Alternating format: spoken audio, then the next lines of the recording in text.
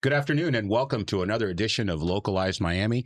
I'm your host, Robert Ruano, and today we have a longtime colleague who's going to tell me where she met me, which I didn't remember, but I know it was a while ago, State Senator Ana Maria Rodriguez. Thank you, Robert. I really appreciate you inviting me to be with you today. Thank you. Good to see you. Likewise. And when I saw you dishing out paella a couple months ago, I had no idea that you would be on my show so soon. So wonderful. I'm so glad. Yes, happy to be here. And I know sometimes it takes a few minutes to schedule things and it takes a while, but we finally got it in the book. So I'm glad we were able to make it happen. I'm very glad. Yes. So before, and I stopped you before you told me, where did we? I mean, I know we met when I was at the city of Miami. Where were you working? That's before Doral. So fun fact for our viewers, we actually met in Tallahassee while I was working for Bob Levy.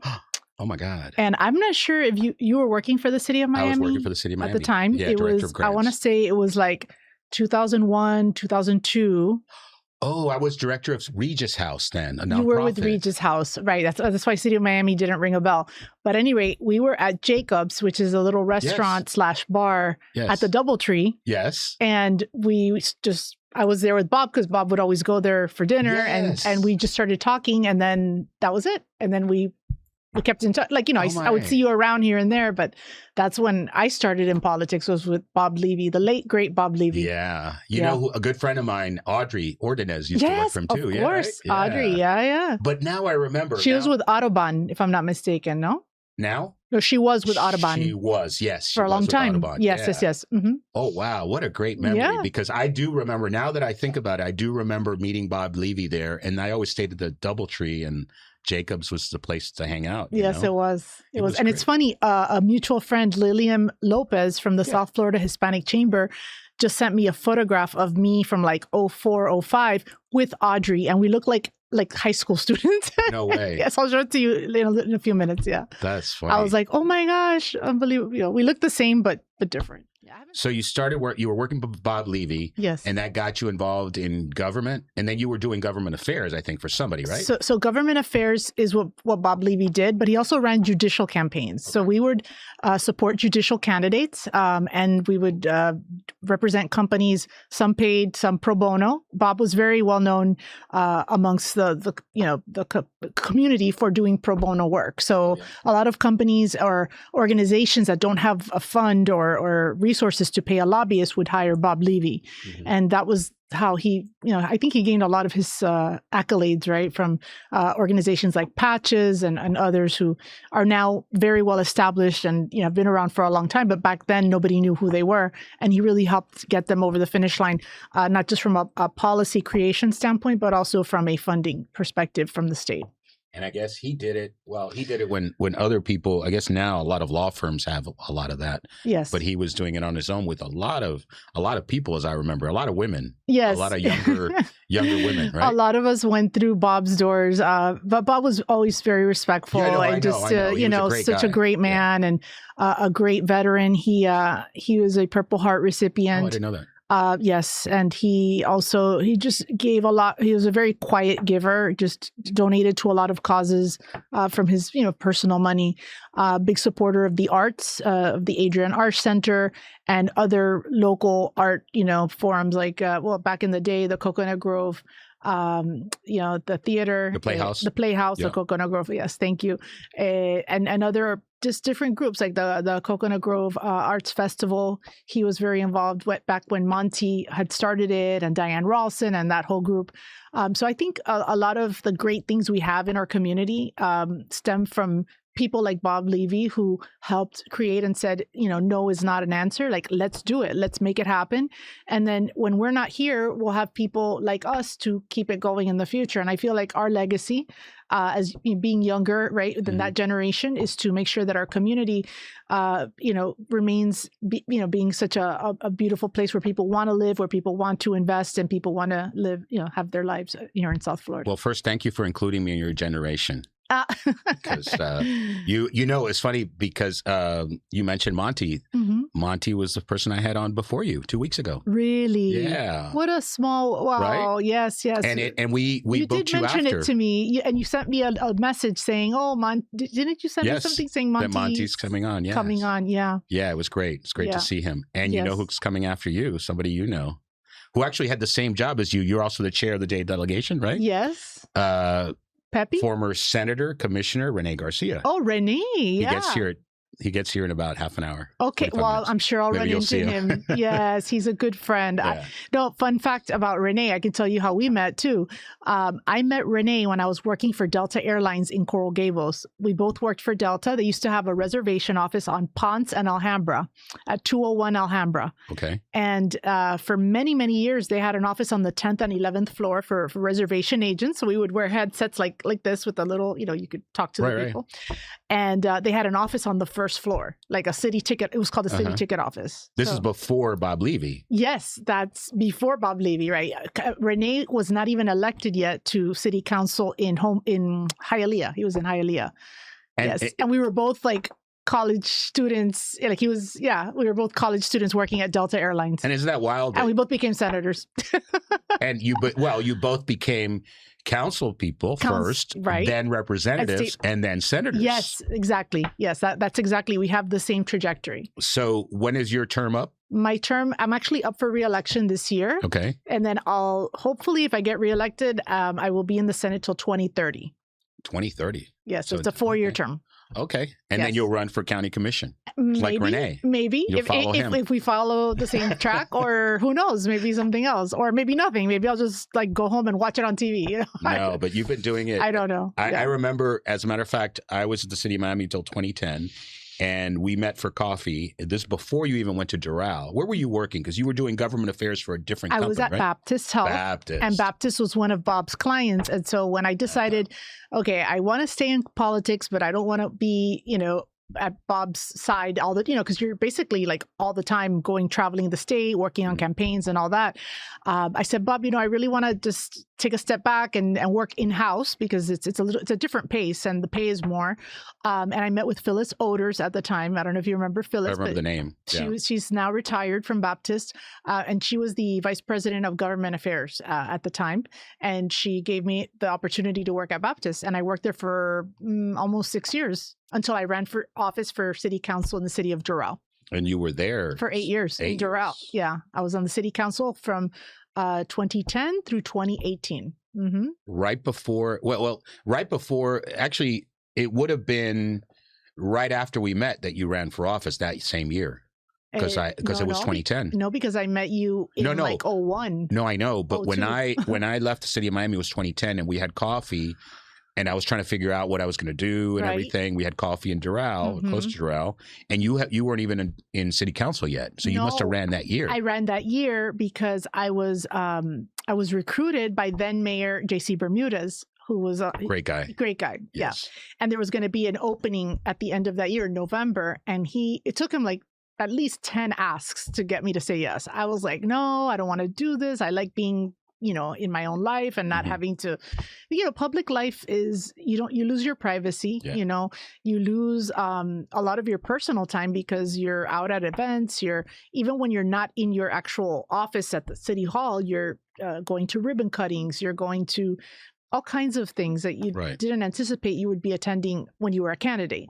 But it's almost a full-time job. And it's a shame that elected officials, I will always advocate they should have full-time salaries so that they don't have to do anything else, and that's all they do, and they don't have to be dividing their time because it's very hard to have a full-time job and also be a full-time elected official. I agree. We had another guest on this show and we were talking just about that.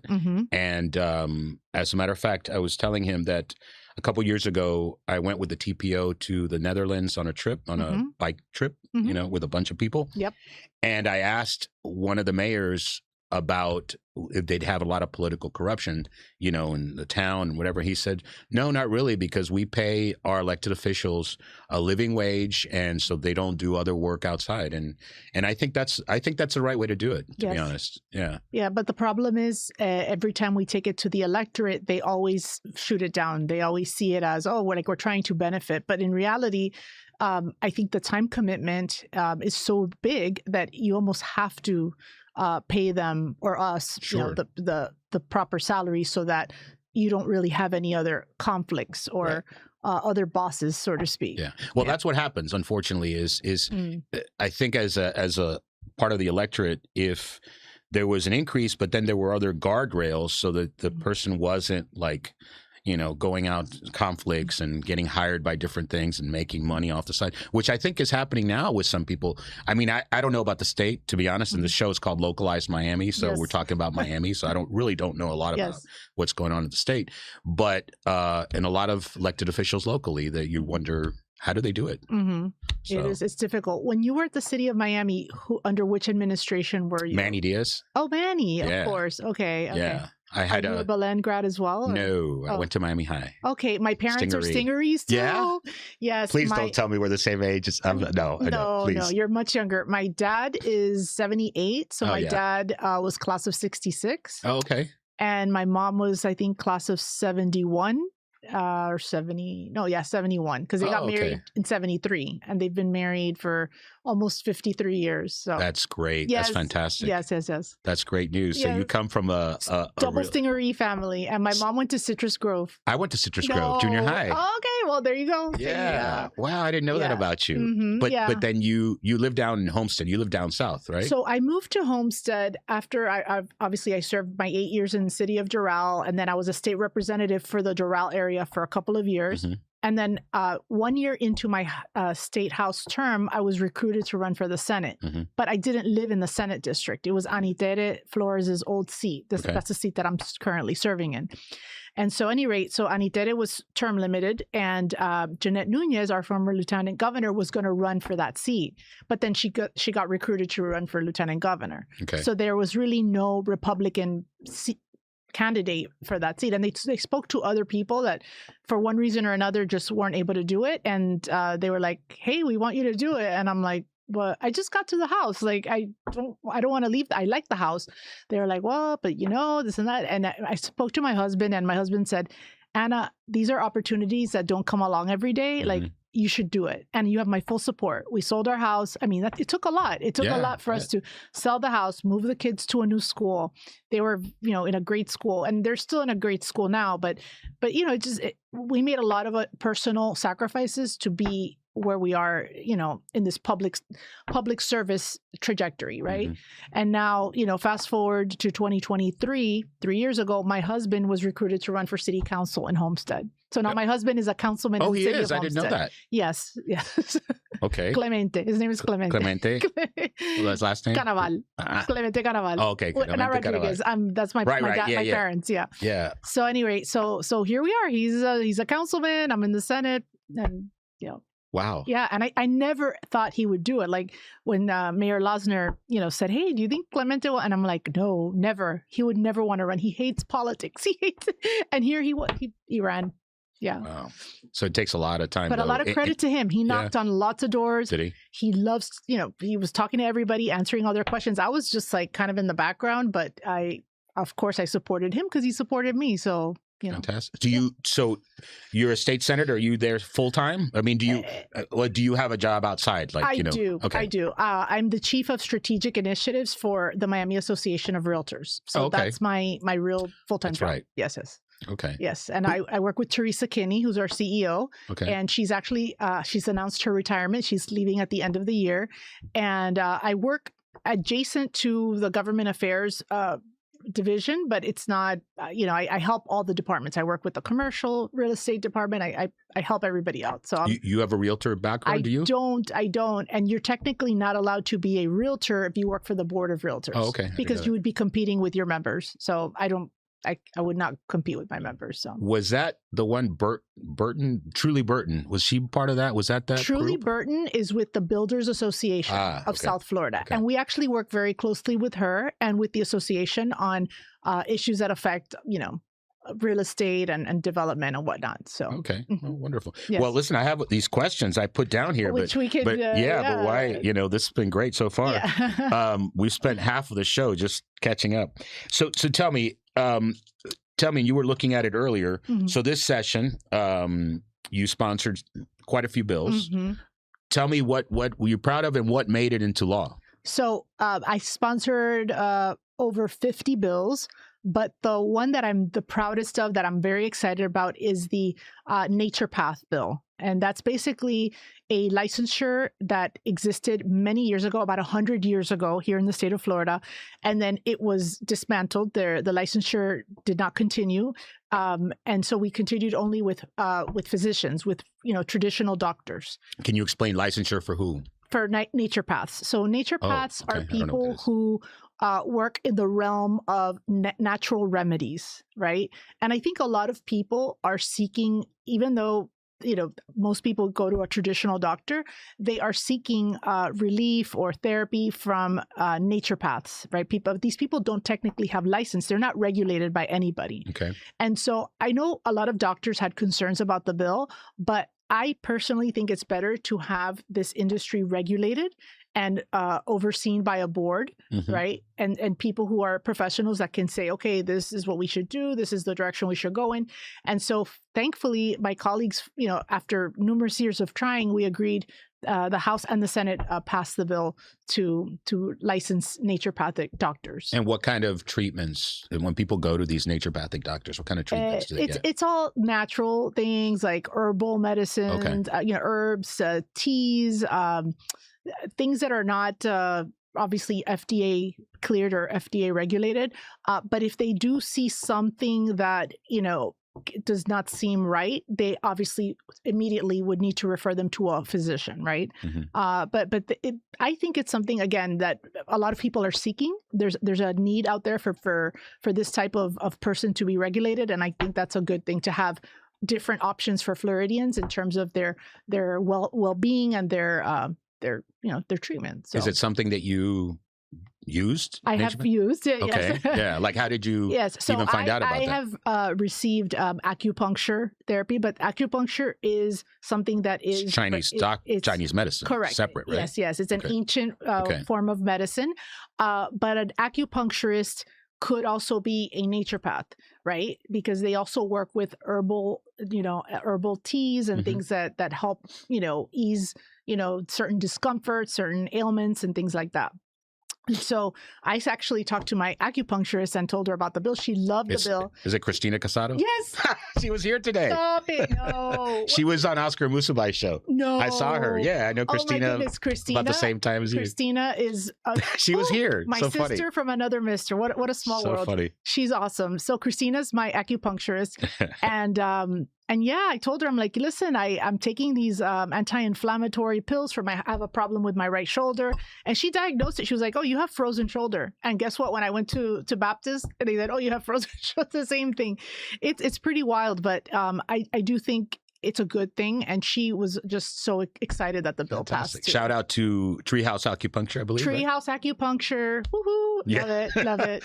Good what stuff. A small world, huh? Such a small world. Yeah. So at any rate, that's just one of many bills. But I think what people don't talk about when they talk about what are they supporting, I support a lot of appropriations for my community. Yes, I know for that. The city of Miami and other, city of Miami is not in my district, but I do help them and I help, the county, unincorporated Dade. I think it's important for us as a delegation to make sure that because we are a donor county and we give so much to the state because of our population and how much money, how much revenue we collect, it's important for us to bring back as much as we can in terms of projects, cleanup for the Everglades, for Biscayne Bay, Irela Baguette, she was very involved, has been involved for many years. We want to make sure that a lot of our needs are met as well throughout the legislative process. Yes, and I know personally that you do support a lot of organizations, so that's wonderful that you do that. Thank you. And so let me ask you, because I literally just found out, I should have known this, but that the legislature's only job is to pass a budget. Yes, right. That is correct. But a budget hasn't been passed yet. No, right? And we're still within a time frame. Right. Yeah. To do that. So, to your point, constitutionally, our only requirement is to pass a state budget. We do not have to pass any bills during session. It's something that is obviously it's good if it's something that I think would improve the state, but it's not required.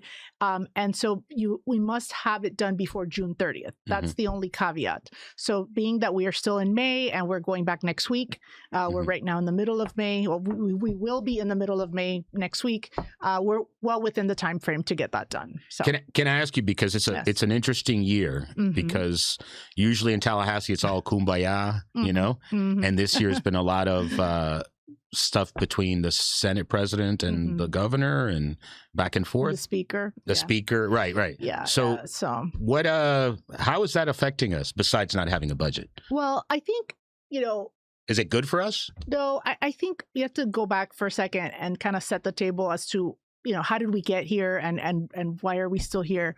And for many years since Governor DeSantis got elected in 2018, the legislature was almost, you could say, rubber stamping everything he wanted. We weren't like really pushing back. We weren't really questioning. I think there was an element of, hey, you approve my bills and if there's any problems, like you almost got a sense of that there would be some retaliation on his part. Sure. If you vote against him, he could veto your bill. Correct. Right? Yeah. Correct. And that nobody wants to get their bills vetoed and nobody wants their appropriations vetoed. Right. So there's that. Right.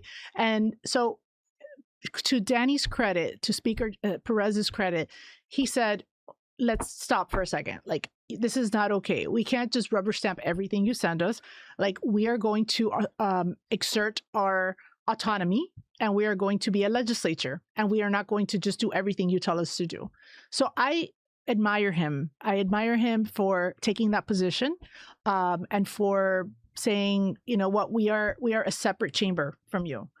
Now, fast forward, we're here in May of 2026. There is still a lot of acrimony between the speaker and the governor and the Senate president. To me, that period of time should have resolved itself. Like, okay, we exerted our autonomy and then we kind of turned the page and be nice. Everybody needs to be nice to each other. That didn't happen.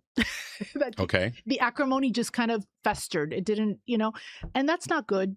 That's not good because at the end of the day, it's just not, besides the fact that we're all from the same political party, separate conversation, but we should not, even if we were different parties, even if one was a Democrat or whatever the combination thereof, we should always try to be kind and respectful and just get the people's work done. Because every day that we're in Tallahassee, it's a day that's costing taxpayer dollars for all of us to be there, right? Not only that, taking time away from your families. Correct. But aside from the time it takes from me, from my family, from my job, it's taxpayer dollars that we're up there. So now we're going back next week. We were there last week. Why didn't we just do it all the same week? This is just my personal opinion. Those are things that people see and people say, why couldn't they just do it all in 1 week? Or why couldn't they just do it all during the regular session, which technically we should. So not criticizing anyone, just sharing my, Yeah. Well, the governor's many termed of us out. feel this way. The governor's termed out. He's termed out. Yes. Right. I think you've probably seen this kind of scenario play out before, right? Yes. When a governor's terming out, that people kind of flex more. Yeah, but it's like, okay, it's time. Yeah. And unlike local officials, you all can talk to each other outside of the sunshine. We don't have any limitations on the communication, so we all communicate with each other for the most part. I think senators communicate more amongst senators, House amongst House. I reach over and speak to a lot of my colleagues because I'm the chair of the delegation, so I try to maintain open communication with both parties, with all chambers. But yeah, I think there's a sense of frustration, and everybody just kind of wants to get it done and be done and campaign because we're on the ballot. That's Almost everybody's on the ballot this year. You have an opponent? As of right now, I don't. Okay, good for you. Well, you've won quite a few without opponents, right? A couple. Good for you. You did your homework. A little bit. Well, I remember a little bit, but wow, that's great. So, what do you've got coming up? Do you have plans for the next session already, even though this is over? Or do bills just come to you right before? It's a combination. Bills come to me. People bring me ideas. And some things are like, oh, should I do that again? Should I try to make that happen? So I do have some ideas. There was a bill that passed 3 years ago, which basically banned the purchase of properties within a 10-mile radius of critical infrastructure in Florida. For Chinese, Syrians, Venezuelans, Cubans. It got a lot of press. 10 miles? Within 10 miles wow. of critical infrastructure, which is a port, an airport. There's A pump station could be critical Pump station could be infrastructure. considered, right. So basically, it banned the purchase of any property within a 10-mile radius. So you could only buy like in the middle of nowhere, right?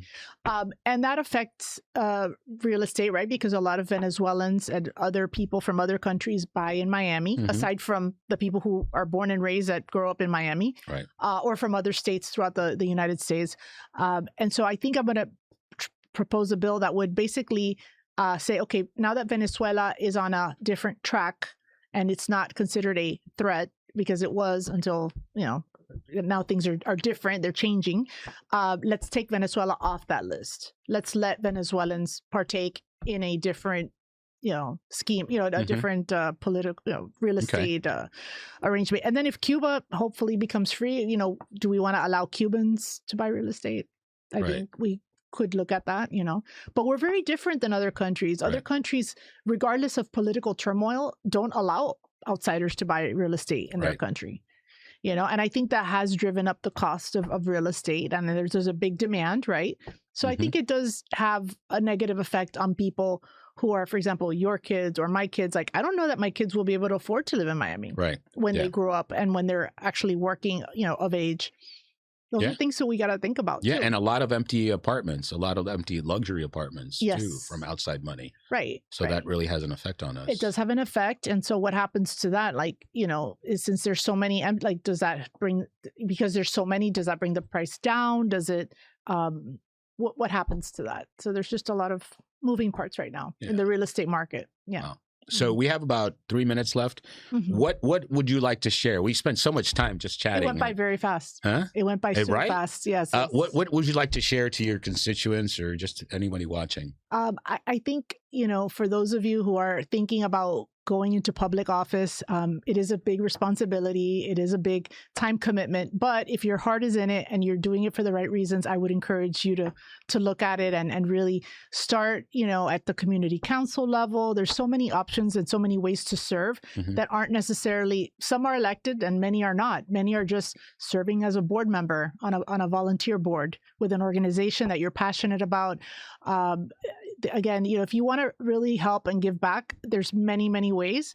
But if you feel like, running for office is the way you want to go, take a look at it and try to, get a mentor, find somebody to help you to get on that right track to make sure you get over the finish line, and work hard. You got to talk to a lot of voters, knock on a lot of doors, but, it's not impossible. It's impressive. Yeah. It's impressive. And it's impressive the way you do it. I'll be honest with you. And Renee is also another one that I admire. Yes, I love because you're bipartisan, right? You're a Republican, right? Unashamedly. But you are bipartisan. You understand that you have to work together. Absolutely.